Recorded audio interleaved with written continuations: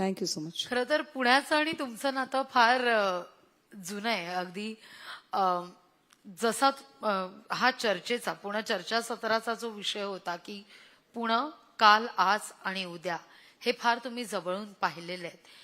हे केवळ पाहिलेलं नाहीये तर बऱ्याचदा लिखाणाच्या माध्यमातून सुद्धा ते अभिव्यक्त झालेलं आहे. काय वाटतं आज पुण्याकडे पाहताना? मी माझं ग्रॅज्युएशन आणि पोस्ट ग्रॅज्युएशन संपलं. त्यानंतर माझा UPSCचा अभ्यास करण्यासाठी म्हणून मी पुण्यात आली होती. आणि त्यावेळेला पुणे विद्यापीठामध्ये मी जेकर लायब्ररीला अभ्यासाला बसायची.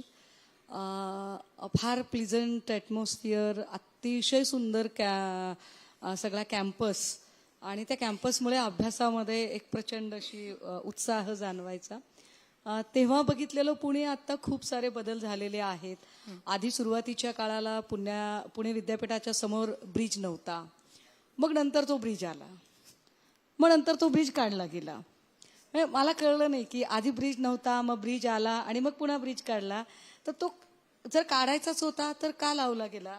आणि विशेष म्हणजे तो साधारण एका रात्रीतनं ब्रिज काढला. कोविडचा काळ होता आणि एका रात्रीतनं काढला. आणि आता त्याच्यामुळे जी ट्रॅफिक कोंडी होते आणि ज्या पद्धतीने सगळे रस्ते केले, तर पुण्याचा हा एक फार महत्वाचं की पुण्यातली ट्रॅफिक कोंडी कधी आम्हा सगळ्यांना त्याच्यातनं मुक्तता मिळणार आहे असं आम्हाला सारखं वाटत राहतं.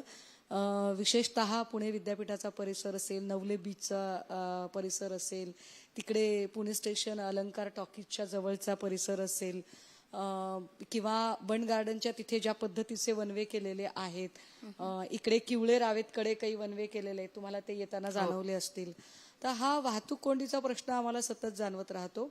मी जेव्हा इकडे अभ्यासाला ॲज अ स्टुडंट म्हणून आले होते तेव्हाचं पुणे आम्ही मुक्तपणे वावरायचो. जसं रोहित दादा म्हणाले तसं 4-5 मैत्रिणी अभ्यास केला, निघालो, खाऊ गल्लीमध्ये खावंसं वाटलं, बाहेर अगदी निवांत भटकत निघालो, पावसात भिजत निघालो आणि अंगावर कपडे वाळतायत, अंगावरच कपडे भिजतायत, पुन्हा पाऊस पडतो, पुन्हा पाऊस उघडतो.